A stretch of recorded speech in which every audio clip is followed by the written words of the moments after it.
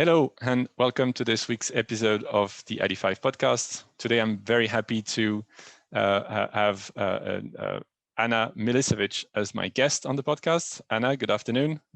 Hello, hello. So full disclosure, I'm more than pleased to have Ana because she's recently joined ID5's board of directors. So we've known each other for some time, but it's great to be able to officially work together as one of our board members. So double pleased to have you on the podcast and talk about how we can future-proof digital advertising as an industry, and maybe just to kick off the discussion, and that's the usual question that I ask the guest when we start the podcast is, do you think digital advertising is growing sustainably? That's such a good question, and I think we need to start by thinking through what sustainably here would mean. I think we're well poised for growth. And we have been growing with pretty aggressive CAGR year over year, pretty much since our inception as an industry, some 25-ish years ago or so.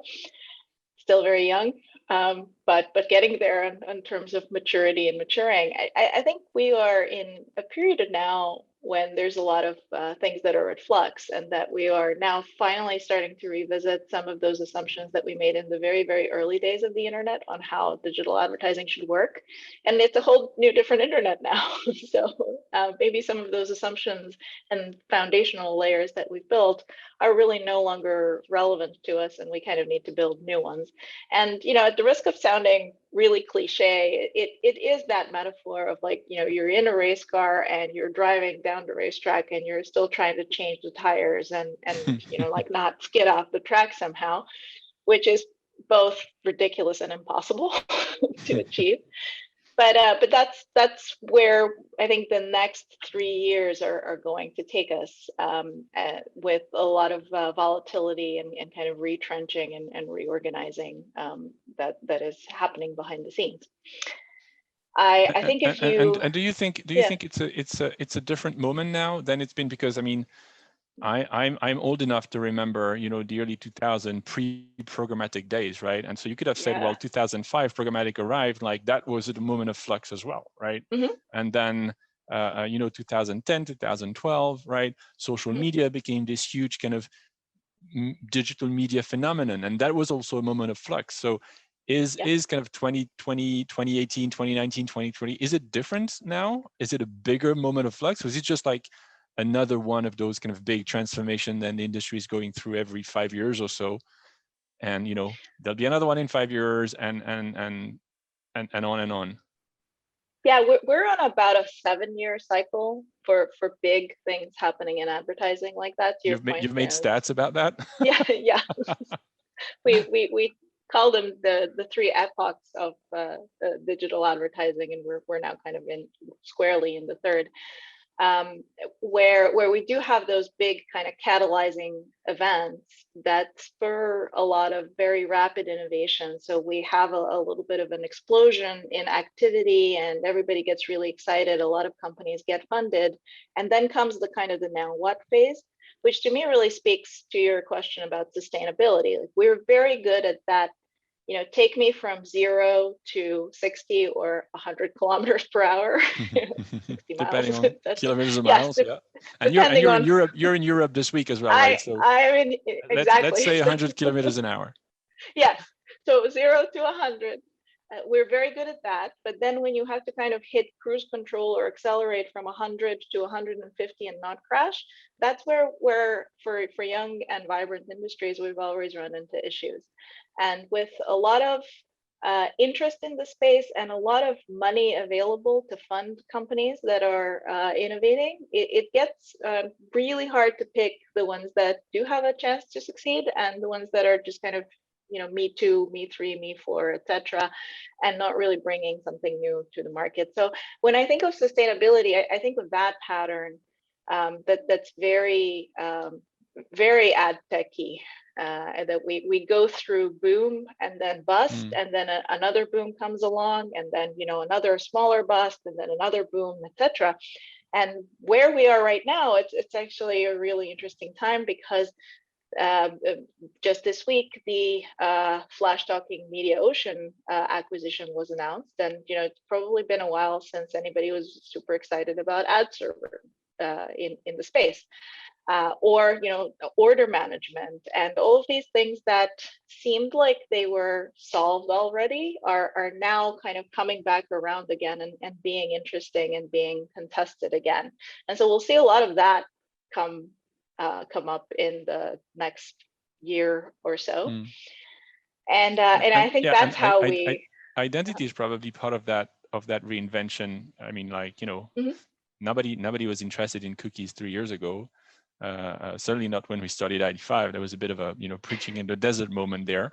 Yes. But all of a sudden it was like, oh my God, we're all relying on this thing. And ad server is very similar, right? It's the backbone of a lot of campaign measurement. I think it's the worst named service ever. Like, it does everything but serving ads. Yes. and it's most interesting not because it's serving ad, but because of everything else. But anyway, and so those are kind of fundamental things. They've been there for a while. Nobody's really questioned them.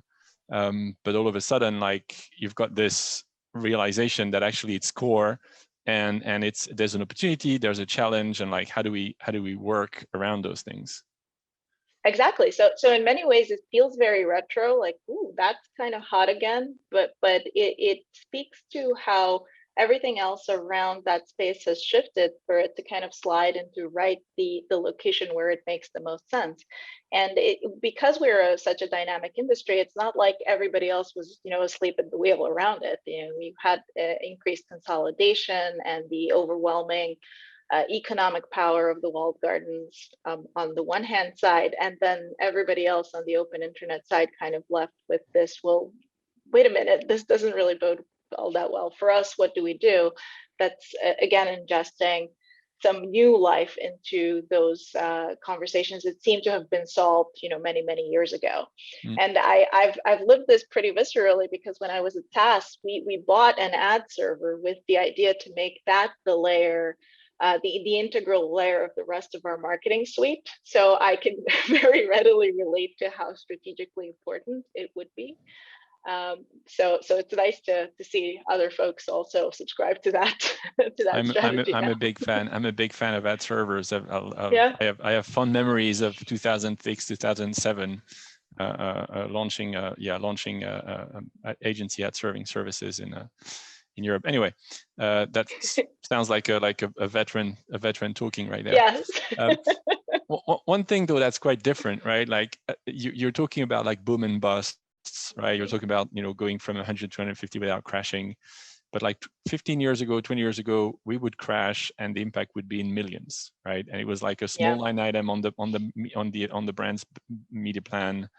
And it was a few % of their global investment, and that was really like not something they were paying attention to. Now we're talking about hundreds of millions, if not trillions in a few years, in terms of like media spend and marketing investments together that are driven by or allocated to digital media. So the stakes are much higher, and if you take a step back and you look at it kind of broadly, like, the stakes are, I mean, advertising is what supports the open internet. It's what supports kind of free access to content and services. It's what supports premium publisher, independent journalism, and God knows that democracy need independent, quality coverage of, politics and things like that. So, I mean, how much can we afford to kind of stop and start anymore, right? Is there a risk there that I don't know, that everything explodes? I'm being a bit gloomy now. Yeah, it's too nice of a day for that much doom and gloom. And I don't think it's doom and gloom, actually. I think it's a realistic correction, because we've been, nobody gives you a license to use the internet. And so for people who come from very structured media environments where they know they can trust what they watch on television or what they hear on the radio or what they see in newspapers, and the number of places where this is true is smaller and smaller every day. Yep. the way the open internet the way the platforms, rather than the open internet, but the open internet as well in conjunction, have approached information dissemination has been very detrimental to consumers' ability to tell what's what. Yep. And so I think we now have a little bit of an issue of putting that genie back into the bottle. We as an industry never really explained well to consumers why there was advertising everywhere. And now that consumers are looking at mobile phone screens that are just a few inches from their face, they're much more keenly aware of the fact that there's advertising everywhere, as opposed to a little bit more distance between you and your television or similar. Like this is literally in your face. In your face, yeah. Yeah, and so there's a level of annoyance here that as an industry we've not only allowed but we've encouraged, counting on consumers somehow understanding that, hey, you're going to watch a few ads, but then you're going to get all of this cool stuff on the other end. And somewhere in the last 10 years, we've lost that connectivity and that explanation, and consumers largely perceive advertising definitely not as something beneficial to them, but as a nuisance at best. And that's, I think, the biggest problem that we're dealing with right now. It's a perception issue of the industry. And I think we're going to have to overcorrect and go more towards more paid content, and perhaps solely paid content is quality, and then kind of the leftovers are still ad supported, and marketers will need to navigate that before we can come back to something that's a more balanced system. But just the other day, I was trying to watch something that was 5-6 minute long clip on a VOD provider that started off by showing me 6 ads. So but the ad block was longer than the content that I wanted to watch. Yeah. Yes. So I'll leave it to you to guess how many ads in the ad block I saw. So things like that are, I hope in 10 years to look back at this phase in ad tech and go, oh, that's what we were doing. Wow, that was really dumb of us. And it's great that we've kind of come out on the other end of this. Yeah. But I think that's our challenge, is that we have effectively branded our industry useless to the consumer, and that's not a great position to be in. Yeah, that's true. And it's actually a very big issue right now for a lot of publishers who are well, if you look at it from a European standpoint, you have to gather consent from their visitors, from their customers, from their audience to be able to identify them, and so to monetize them from an advertising standpoint, because if you can't identify, you can't really monetize. And so asking for something without understanding what you're giving in return, right? Like that value exchange, that trade-off isn't clear. It's been implicit, right? And we've kind of considered that, oh, come on, they know there is ads during the halftime break at football, because that's what pays for the match being broadcasted on the telly.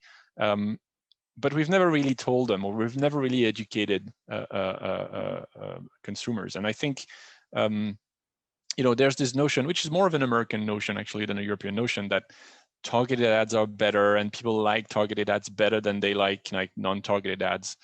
I think people just basically they don't like ads. That's it, right? And like, if you can get a free lunch, like, why wouldn't you get one, right? And I think we haven't explained that value exchange enough. And so it's not between no ads and ads. It's between ads and money, right? I think that's the right trade-off that we should explain as an industry, that publishers should make clearer. And there's been a number of attempts, again, a lot of them in Europe, driven by the necessity to get consent, to say, well, you can either click here and you access the content that you want to access, and it's ad supported, right? And you allow us to understand who you are, and to use data about you, or you can click here and there's a micro payment service that you have to drop like 50 pence into or whatever. And likewise, you can get access to the content, but there's no ads, and it's not paid for by advertisers. And I think we need to work as an industry to get that message across to consumers a bit better, because that's the basis of the whole ecosystem, right? Yeah, I mean, people outside of advertising don't really think about advertising much. So your average consumer isn't going to wonder, why are there, 18 ads hitting me on this page? They're just going to not engage with that publisher, Yeah. that property, or whatever. They're going to move on and go somewhere else. Weirdly, platforms actually provide a much better customer experience. Like I understand why Google might ask me for my home address to then tailor maps and search and all of those other things around that. So that works in my head. But if, the local newspaper asked me the same thing, I'd kind of be, ooh, no, you don't need to know that. That's not the kind of relationship that we have, right? And so there's a lot of different challenges that basically boil down to exactly that. Like, you're either going to pay with your attention, and here's somebody who's willing to pay for you to be able to read this content, or you're going to pay with money. And I think we're very rapidly find that it's impossible to pay everywhere with money. There is not that much money around for that type of internet consumption, because we've gotten used to this model of consumption where there's a very clear trade-off between what's paid and what's ad supported. And so I think, bizarrely, publishers in Europe have a little bit of a leg up on their peers in the US. They've had to kind of proactively, address GDPR related challenges, but they're also working with smaller markets. So if you know that you have at most 5 million possible users, you're going to start thinking about other types of monetization fairly early on, versus the American market. Theoretically, you could be reaching 100 million users, even if you're like a small town newspaper somewhere. And I think this is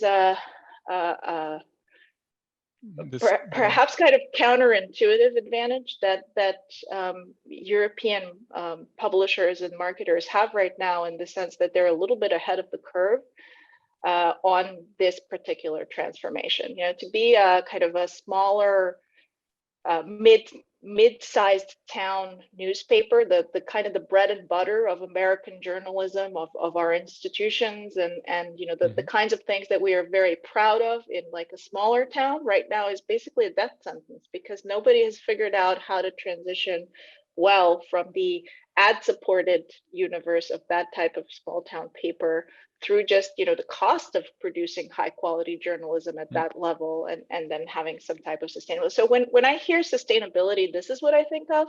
Like, is the entire media ecosystem around advertising sustainable right now? And I think the answer to that is no, because that ecosystem is also in flux, and there's a lot of stuff that needs to be figured out, and there's probably going to be a lot of losers and a few consolidated winners. And maybe we won't like that in a few years, but that's where we are on the pendulum swing on that. Yeah, and the pendulum swinging that way, because basically all the oxygen has been sucked out of the room by Facebook and Google on that front, yes. right? And so let's kind of address that topic, and that notion of those kind of $1 trillion companies basically owning digital advertising, or at least most of it, right? And the impact of that on the industry, the impact of that on publishers, the impact of that on brands. I mean, how much of a risk are they to creating a sustainable digital advertising outside of their own roles, right? Where have we got? Is it done? Is it like we live in their world, and and that's where we have to deal with it, or do you think there is an opportunity, and maybe the opportunity will come from regulation, and maybe it will come from like innovation, because the bigger you get, the more established you get, the less likely you are to innovate. So how do you see this in the context of that kind of sustainable future that we're looking to create for publishers and for media owners and for brands? How do you look at this as a challenge? I definitely see it as an opportunity, and I think that platforms are still the newest, shiniest object in the room. So consumers are still trying to get into the right kind of habit and mode of consumption. So think back to when TV first came out. and there were only like 4 hours of programming a day, because Mm-hmm. what would we do with more than 4 hours of programming and things like that. So this is all still so new that there really is no kind of best practice for how to consume local news on Facebook, for example, or how to consume other types of content of interest on Facebook. Like, this is all being built and invented in real time. But what's working in the platform's favor is that they've literally just vacuumed out so much money that would have otherwise gone to advertising money to support other types of media publishers, that they, from a money consolidation perspective, have so much power that they don't, for them, it's not an existential challenge to try to solve these issues right away. So there's no urgency there. They can, be in neutral for many quarters to come, and they're still going to be wildly profitable. Every 6-9 months, there's an ad boycott on Facebook or on YouTube or wherever when somebody does something super egregious, and 3 weeks later, not as if that never happened, we're back to the original, etc. So I think it's an adjustment for everyone involved in like who has the most power. But I think that as this the it's a terrible name, the platform ecosystem, or the ecosystem formerly known as social media, starts to mature, that we're going to start seeing alternatives to it as a predominant, as the primary distribution model for content. And there's going to be more scrutiny on what is a good piece of content to share. Maybe there's some economic incentive for good sharing. These are not new concepts. These are all concepts that stem back from early forums, or forums of the early internet and similar, where you were being rewarded through points and magic unicorns for good behavior, for being a good internet citizen, and not like spreading paranoia, or hate, or yeah. So really difficult societal problems are being shoved into this platforms and advertisers conversation, and we're kind of all sitting there going like, well, wait, why do we now need to solve this whole democracy problem? Is that really our problem to solve? Yeah, it kind of is. So I think that thinking about nothing static in this ecosystem. So thinking about what media might look like 5, 6, 10 years from now, I like to look at the past. And like 10 years ago, mobile phones were Nokia flip phones with a teeny tiny screen, and if you wanted to do mobile gaming, you had Snake, and that was about it. And that's not a long time span, and a lot has happened since. So I can only think about like what the next 10 years is going to bring us, given how much we've changed in the last in the previous 10. And it's exciting. Like I get excited. Never a dull day in digital advertising, that's for sure. Yes. Do you think, I mean, one of the reasons why those platforms have become so powerful is because we've let them, right? Or we've actually encouraged them by, from the advertiser standpoint, by putting more and more money into Google, Facebook, and the likes. From a publisher standpoint, by giving them more and more power over our monetization capabilities, over our content distribution. Do you think this is still, and to the point where they've become basically so dominant that like you're completely stuck into this environment, and like you can't unplug because you're hooked on the traffic, you're hooked on the performance, right? Do you think there is a reckoning of this? Do you think there is a kind of a wake-up call, and like, wow, this is going to be dangerous for me, not necessarily this quarter or next quarter, but like 2, 3, 5, 10 years down the line, and so I need to start to pull back. I need to start to go on rehab and stop being addicted? Or are we just like too dependent from short-term performance metrics, and they're still the simplest and the most obvious and probably the best performing way to do this, especially since they tell you how well they do. So like isn't that convenient? So Yeah. What's your perception? I mean, you're talking to a lot of brands, you're talking to a lot of publishers, right? So have you seen their attitude change over the past kind of, let's say, 3 to 5 years, or is it still like, all in on those platforms?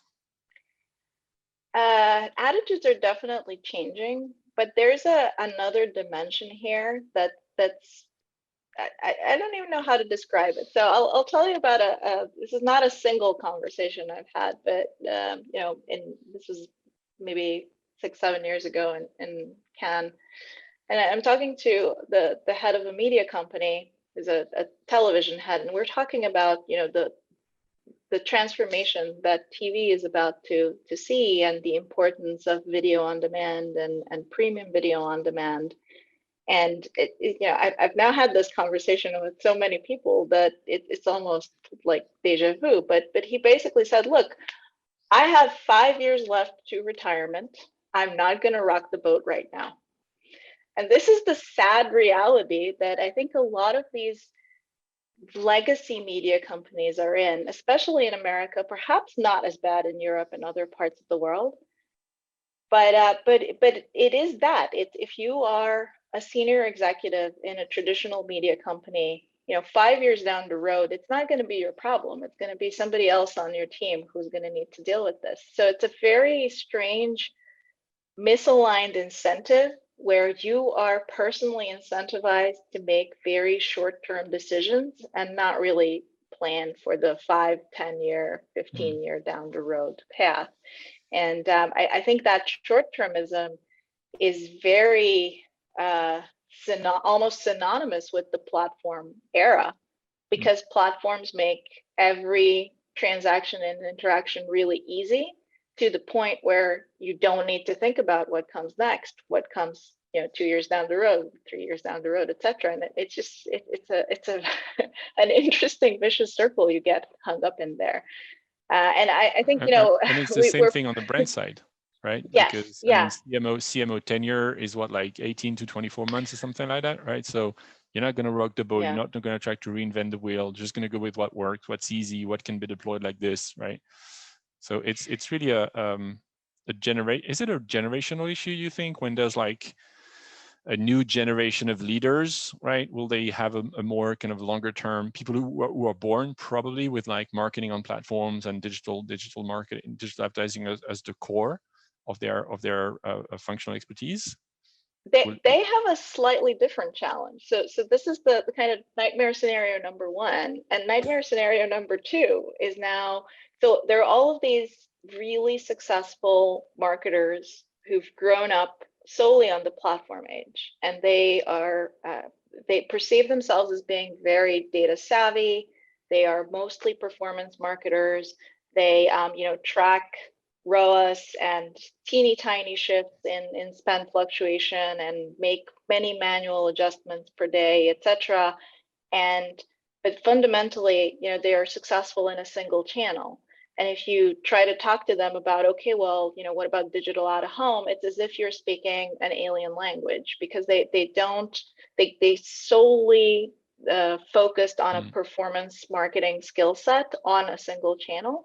And it's really hard to have a CMO level conversation with someone who's only had exposure to that one channel, on one mode of advertising. And so while the dinosaur class that's slowly moving out of the way and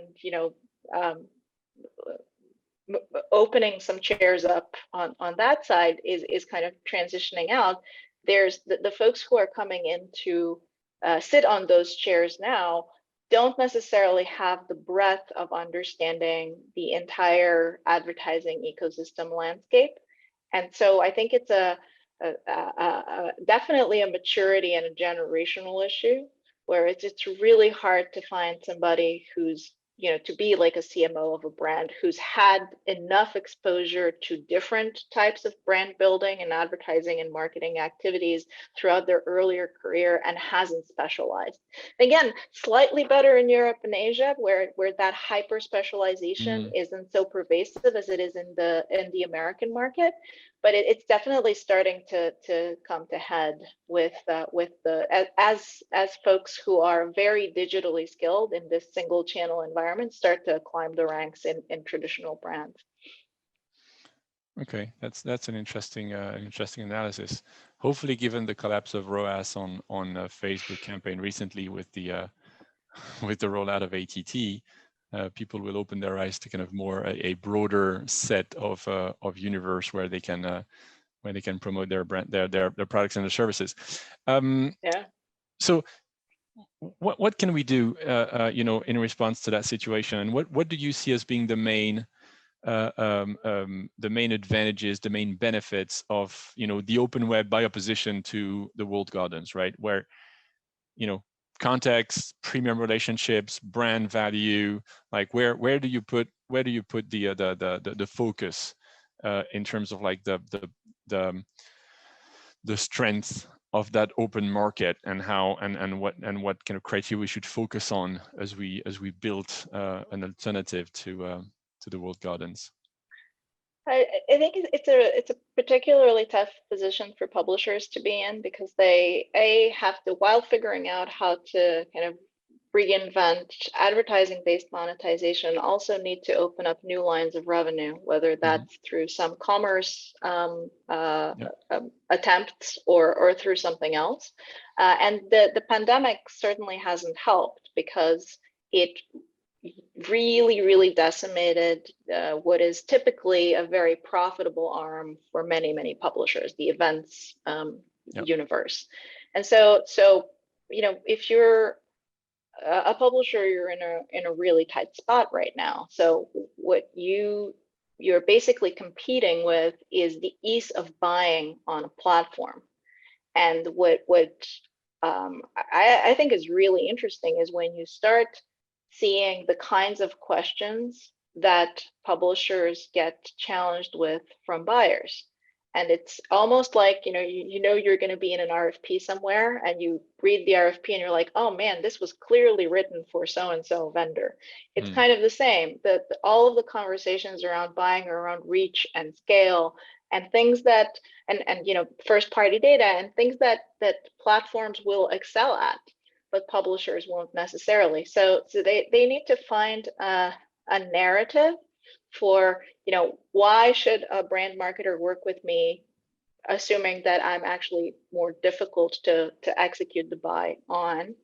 And then what is it in really for the marketer? Like what am I giving them back? Because if platforms can tell them, look, here's, you spent $1 million with us, but you got, $4 million back in sales somehow, even if that number is bogus, that sounds great. And a traditional publisher, can very rarely say even a super bogus number here, because they just don't have anything that could, that could influence that, or that could, tell them what their actual effect is. So I think this is my very long-winded way of saying, oh man, I don't want to. Nope, not my problem to solve, kind of. Just be better at putting out bogus numbers, and you'll be fine. Yes, right? Exactly. Just lie more. No. Right. On that note, thank you, Ana. No, I mean, if anything, we need more honesty in the industry, and recognizing the things that aren't working, kind of calling them out for that. So I know I've mentioned how so many things are in flux, probably about 80 times already today, but that's really it. Like you've all of the investments in technology and in like structuring your team, etc., that you as a publisher have made over the last 10, 15 years. Like that's never a done process. You have to kind of keep doing it, keep reinventing it. And I think going back to what we were talking about earlier, that is the open internet experience a good deal for consumers right now? I'd say it's really not, and I want to be able to say something else. But the reality of it is that it really sucks to browse outside of walled gardens. They feel safer. And I think that what needs to happen is for publishers and marketers to get together and like look at the partners that are working on with them on enablement. And maybe if you picked, we talked about ad servers too. So if you picked an ad server in the 90s, like, is that still working for you? Is that still the ad server that you want to go with? And then multiply that not just with ad servers, but does your DSP make sense? Does the way you classify inventory make sense? Are you selling? And are you communicating to market in a way that you're really differentiating, or it's just kind of, general class A, whatever run of network kind of type inventory? And of course, there's things like fraud that always linger. No one really likes to talk about because they are seedy. Yeah. And the dirty little secret. Yes. And so it's like this all sounds like a lot of negatives on the open internet. Yeah, but that's also a lot of positive kind of opportunities as a result, right? Because this is our baseline, this is where we're starting from. And so if you see this as like opportunities to improve, there's a brighter horizon, there's a better future out there, right? With all of those areas. It's not easy. And I think that's the main challenge. There's no silver bullet, there's no like magic wand that's gonna kind of clear those problems at once. But I think what's been happening over the past kind of few months or years is kind of a recognition that we need to work together towards those goals. And you say like brands and publishers need to come together and figure this out. And I think AdTech has kind of anticipated that effort already. And we see a lot of collaboration. We see a lot of work. Sometimes too many industry meetings. But yeah, I think this is becoming more of a us against them type of approach.